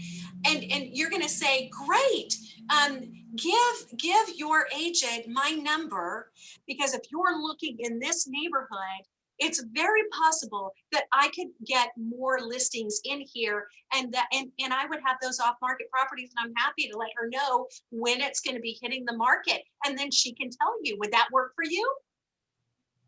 And either she's going to say, well, you can send them to me too. And then I'm going to say, gosh, I really can't though, because if you're working with another agent, if you have like a contract with them, I can't interfere with that. I can't step on her toes, and I'd hate it if I stepped on her toes. Are you in a contract with this person? Well, no, not really, not yet, but they have been doing some work. Okay, great, I'll be happy to send that to you. Now, I've just increased my chances. They may still be loyal to this person, but if they don't have a buyer brokerage agreement in place, then it's fair game. Okay, I'm going to be polite. I'm going to be friendly, but if they say they have a contract, that they're under contract with another agent, I'm going to step back and be really cool. I'm not going to just dismiss them. Give them my number. I'm happy to help. The market is so crazy right now. We need all the help we can get. If she doesn't have an agent and you're going to send that, now here's how you're going to find off-market properties. 2 ways. Number one, you are going, I don't care if you hate Facebook. I'm not a fan, but I troll Facebook for off-market listings. That what this means is when somebody from Chattahoochee or somebody from Roswell or whatever, and they go, hey, I've got a property coming. It's going to be in Brookfield, 5 bedrooms. We're probably going to be pricing it somewhere between 500 and 550. Let me know. I'll keep you guys posted. That is an off-market property. For sale by owners are off market because they are not listed. You can go on to Zillow and you can click on the make me move.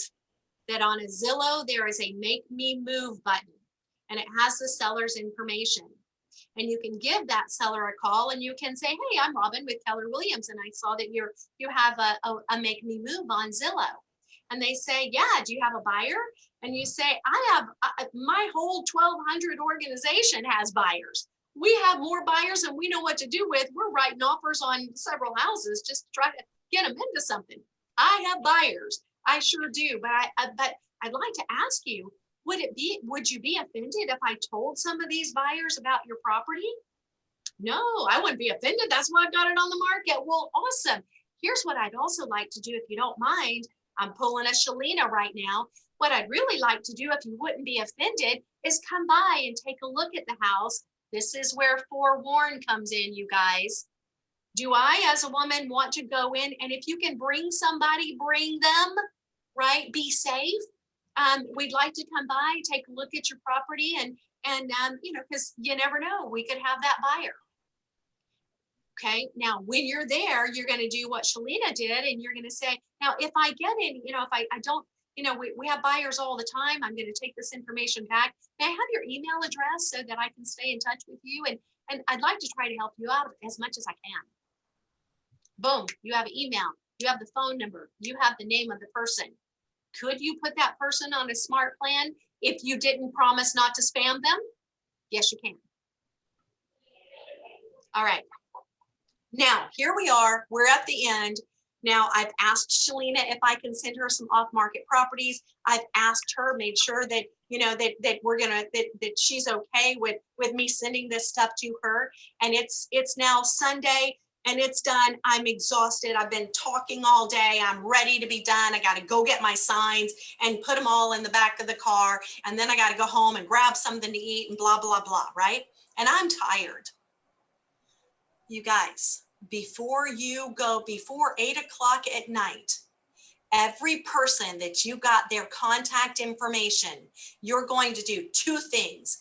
One, you're going to send them a text and you're going to say, April, it was so great to meet you today. I'm so glad you came by and on such a beautiful day. I know you had other things you could have been doing, but it was a real pleasure to meet you. And as promised, I am going to be looking for some off-market properties this week for you. And again, just wanted to say thank you so much for coming by. And then I'm also going to email all of those people and say the same thing in the email and say, by the way, here's my contact information along with my website.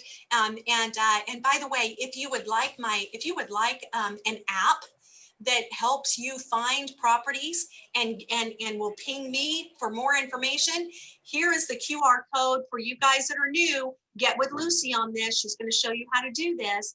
And you've got your own QR code. You can copy and paste it in that email. You can copy and paste it in your text and say, click here for the KW app that you can search homes and get more information. When you download that app, just choose me as your agent.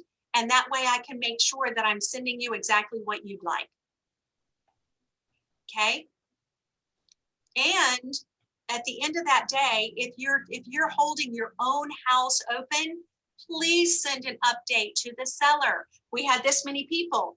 This was the general comments. Even some of your neighbors came. I have followed up with everybody already today, or if it's 5 o'clock and they want an update, then you say, I'm following up with everybody by the end of the day, and I will let you know on Tuesday or Wednesday any additional feedback that I have. Now, if you're holding somebody else's house open, that agent, you're going to tell that agent the same thing. I got some feedback. This is what it is. And really, the best thing to do is just email them. Hey, this was the general consensus. Everybody seemed to like it. Looks like a few people were interested. A couple of agents brought their people through. Guys, agents will bring their clients with them through your open house. And when they do, that's great. You're going to say, hey, I'm Robin Lemon. Nice to meet you. Well, you know the drill. I'm going to let you do your thing. If you have any questions, I'm here. Thanks so much. And I will not even ask what those clients' names are. Sometimes I will if I'm not busy, but oftentimes I will not. They're there with their agent. All right. Now, Monday, because you guys, we do all this work on our lead generation. But we forget to follow up. We get busy and we forget that we actually put a system in place. And so by the Sunday, you've texted them. Monday, you are going to send them a listing. I don't care if it's a listing 2 neighbors down. In Shalina's case, she's about $150,000 cheaper. I'm going to send her a listing. Even if it's in FMLS, I'm going to send it to them because I may not have an off-market property yet. I'm going to send them something, and maybe 3 or 4. And in this email, this is what I'm saying. I'm going to email it to you through FMLS, and I'm going to say, hey, these looked interesting to me for you. What do you think of these? Give me some feedback. Have a great day. And you're done. It will have taken you all of maybe 5 or 10 minutes. Identify a few of them that look really great, have nice renovations, and boom, you're out the door. Okay? That's Monday. Wednesday, you're texting them. And hopefully you'll have an off-market property. If you don't, you're texting them again. Hey, I sent that email to you. Loved your feedback. I'm redoing a search for you, and I'll touch base with you on Friday. And then on Friday, you're sending them a text. Hey, Shalina, it's Robin. I've got a couple of time slots available this weekend. If you happen to have seen something this week that you like, I'm happy to show that to you. If you have any availability, let me know. Okay, and then the following week, you're just going to send them an email once a week.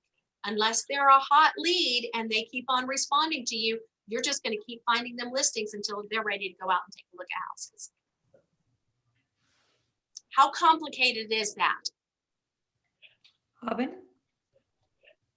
Yeah, Mary, thumbs up. Did that get too complicated? I was going to kind of add something. What I usually do if when I'm working with the listing agent, right away when I find out that they're going to let me do their open house, I go in and I print all the documents. So I print the HOA documents, I print the seller's documents, I print everything, the tax papers, and I study that. So that when I'm in the home, I can actually speak very well about the house. I know what I'm talking about. Then also I go early before the open house and I find if they have a pool or any amenities, I locate where that is at so that I can speak to them. Yeah, you go up here and you turn left and then you go right and that's where it's at. So those are good things to prep. I found that people don't like cookies because of the COVID. They don't like something that's sitting out in the air.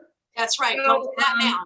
Yep. So bags of chips, like you can get the whole big giant bag, that you get for your kids to send to school every day for lunch. You can get that, or individually wrapped cookies, but they don't like anything that's out in the air that people can touch or breathe on or anything. So yeah. Or power bars. Power bars. Yeah. Yeah. That'd be great. The other thing is, and thank you for that, Mary and Myra, that's exactly right. The other thing that you should do, let me give you a couple of tools here. Ask the listing agent if they have a marketing notebook in the house. If they do, then all of those are going to be in the marketing notebook. Do download them first or ask the listing agent to send them to you if they're not attached to the listing on FMLS, so that you can study that seller's disclosure, because people will say, oh, how old is the air conditioner? You don't want to have to go, I don't know. I'll have to let you know later. No, you can pull up that seller's disclosure and say, oh, here's the seller's disclosure. Looks like it was replaced in 2017. By the way, here's all of here are the rest of the disclosures. Why don't you thumb through there? The other thing to do is, if you can preview any other active listings in the neighborhood ahead of time, preview them. Now you can speak.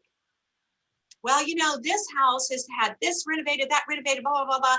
And that one, only this got renovated. And here's another thing. I used to do this a lot. Didn't do it very much in the end, over the last couple of years, but I used to go ahead and schedule through showing time, schedule to show for if there's another house in the neighborhood. Schedule a showing between 4 and 5 after your open house. Be sure to go to that afterwards. Doesn't matter if no one wants to go with you, be sure to go. Now, here's what you're going to do. While you're at the open house and they say, well, I think there's another one over here on the corner that's listed, you can say, yes, that one is listed for $550, and it has some nice finishes and everything. It looks really great. So it's a little different floor plan. By the way, I've scheduled some time. I'm actually going to go look at it between 4 and 5 this afternoon, because I previewed it, but I want to take a look a little bit more. You're welcome to join with me. As a matter of fact, I've got another buyer that came in the open house a little bit earlier. They'd like to see that too. So, if you'd like to join us, it's only going to be about 3 or 4 of us, and we're going to go see that house if you'd like to. Okay. You might not get anybody to go with you. And if you don't, still go see the house. And if you get lucky and they say, yes, I'd love to see that one too, guess what? You've just been able to show us another buyer, and they might just love that one. And again, you've gone above and beyond, right? Now, schooldiggers.com, schooldigger, not plural, schooldigger.com, I think. Let me just double check this. And greatschools.net, greatschools.net. .org. It's greatschools.org, O-R-G, and School Digger, I think it's schooldiggers.com, plural. These are 2 very different websites. No, it's School Digger because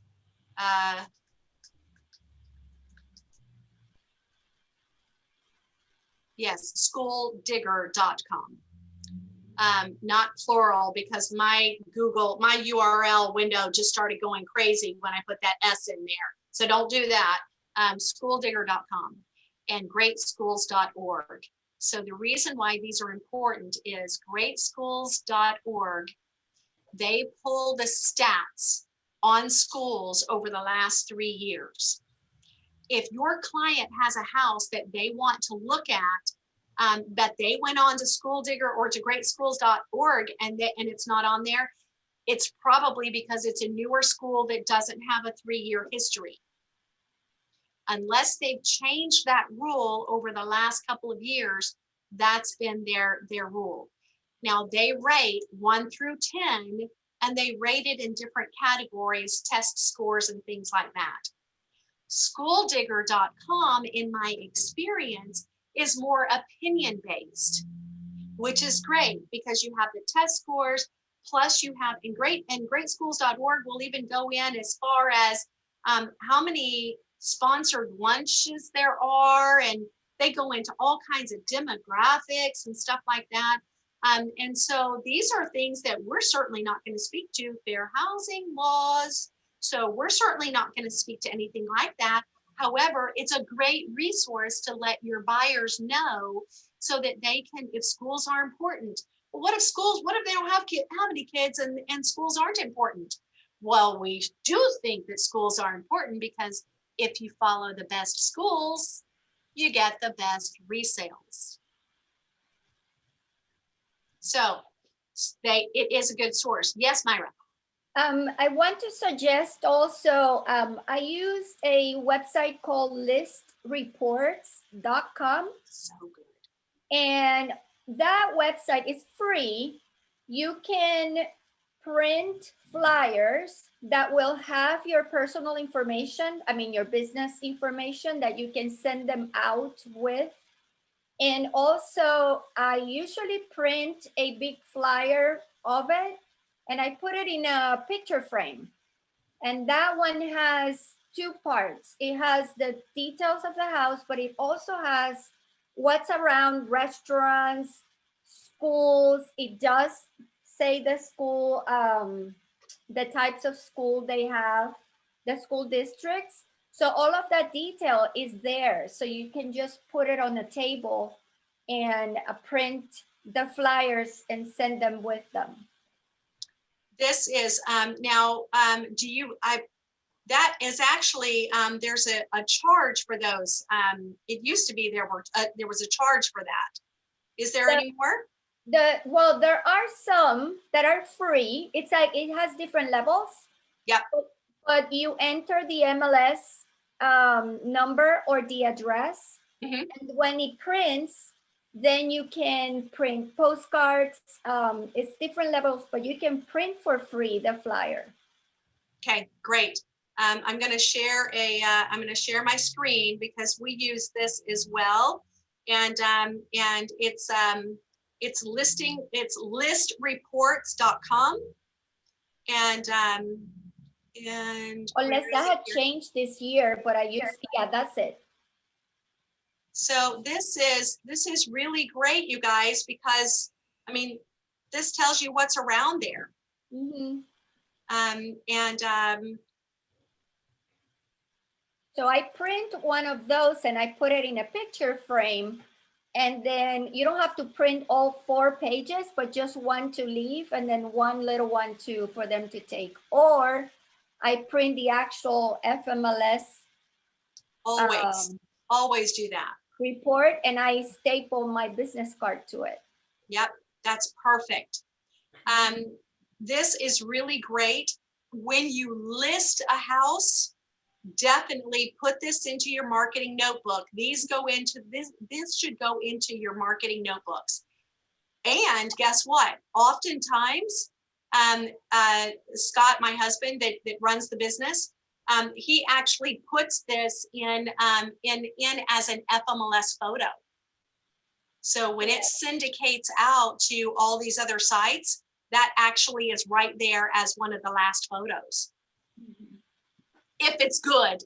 Right, exactly. If it's good. If it's not good, we don't put it in there, right? All right.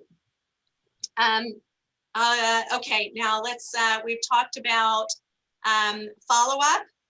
We have, I think that's really all that I have for from this. Let's talk questions. What do you have for me? Ahas, questions? Let's chat.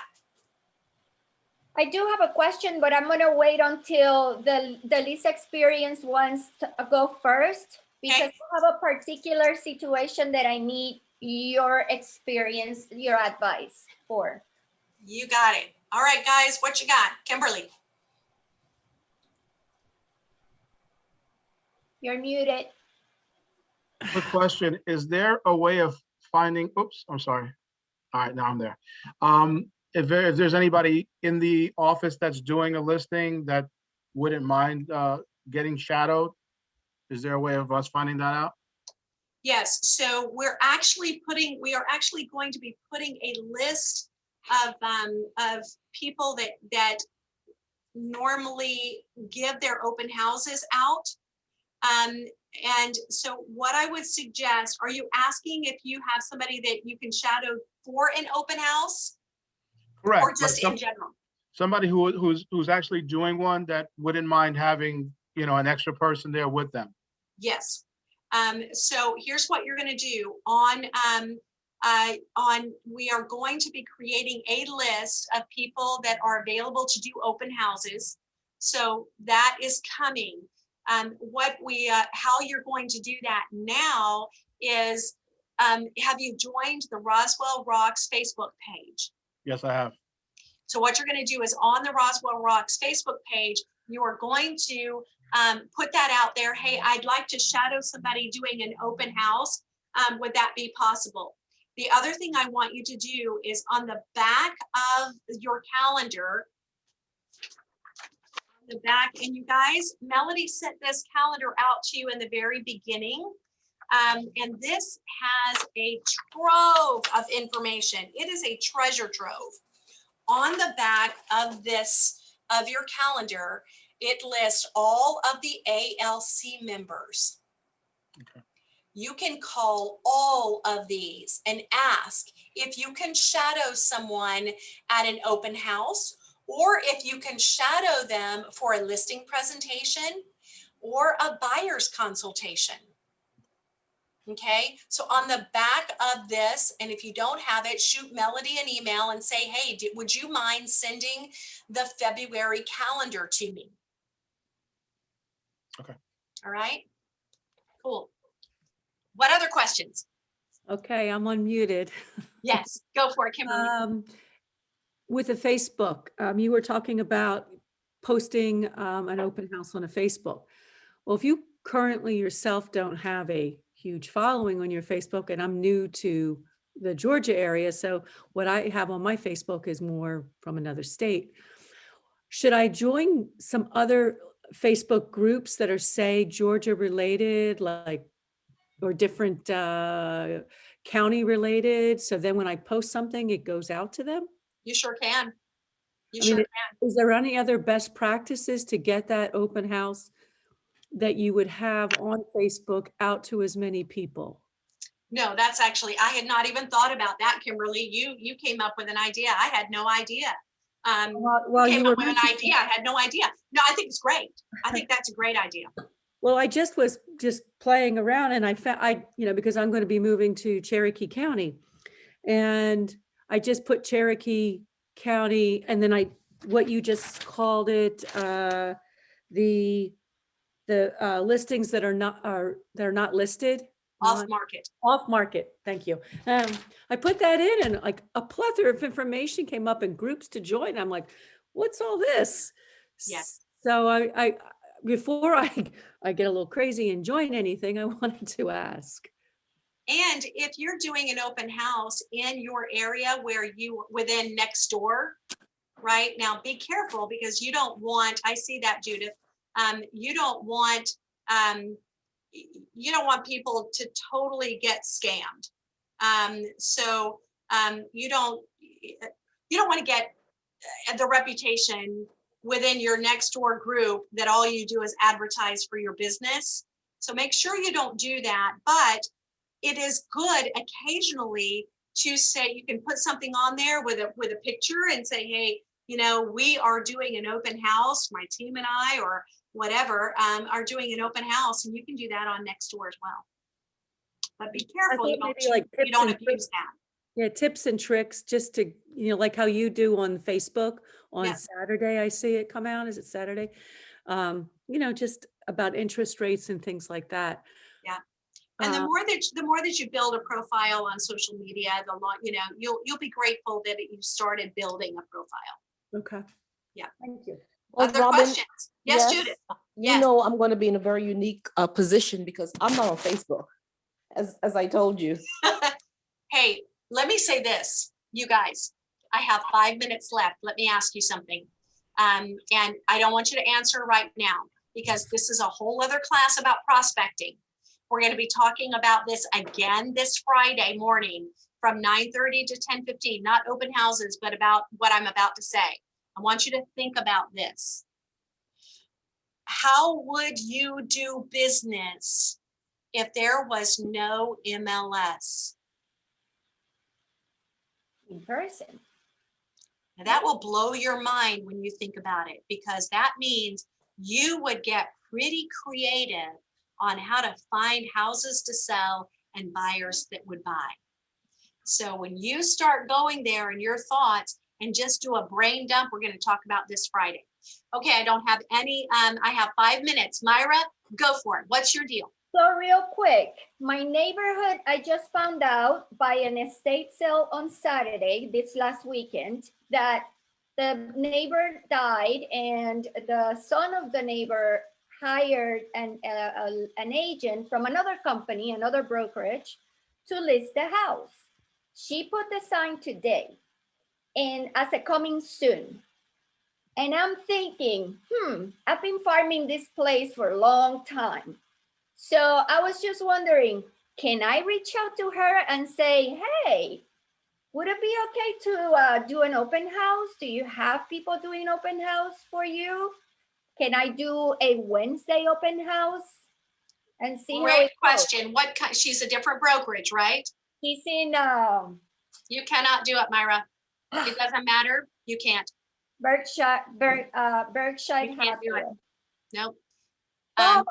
Nope, because we must operate under the license of our broker.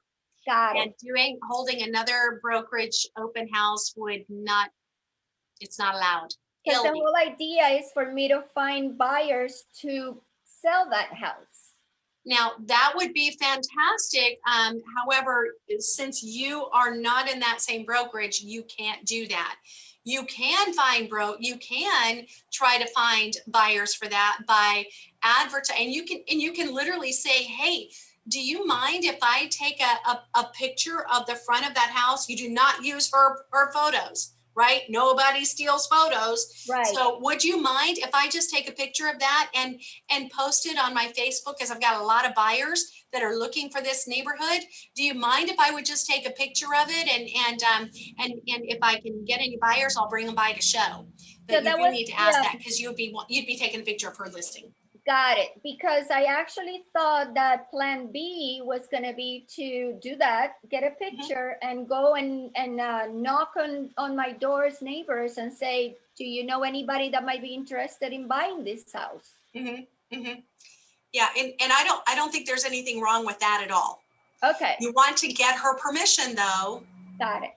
to take a snapshot, just CYA, right? It's just Right. CYA.